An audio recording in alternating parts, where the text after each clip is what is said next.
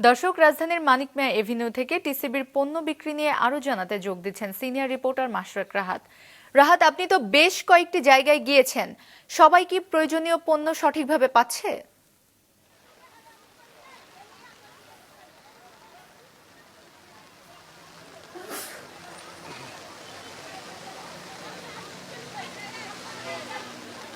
রাহাত, আমাকে শুনতে পাচ্ছেন?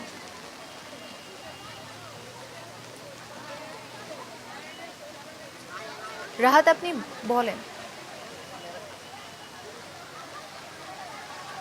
সুমাইয়া, ৯ আগস্ট থেকে কিন্তু আসলে মূলত যাদের টিসিবির কার্ড নেই তাদেরকে আসলে ট্রাকের মাধ্যমে এই ধরনের আসলে ৩ ধরনের পণ্য দেওয়া হচ্ছে। আজকে কিন্তু রাজধানীর ৭টি জায়গায় এই পণ্যটি দেওয়া হচ্ছে এবং প্রত্যেকটি ট্রাক থেকে কিন্তু ৫০০ জন করে আসলে এই পণ্য পাওয়ার কথা।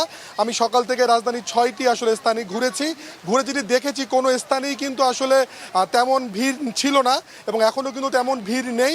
যারা আসলে পণ্য নিচ্ছেন এবং আমি যেটি পর্যবেক্ষণ করে দেখেছি, যারা পণ্য নিচ্ছেন তারা কিন্তু আসলে একাধিকবার পণ্য নিচ্ছেন, যেহেতু তুলনামূলকভাবে ভিড় কিছুটা কম, সে কারণে কিন্তু যারা পণ্য নিচ্ছেন তারা একাধিকবার পণ্য নিচ্ছেন।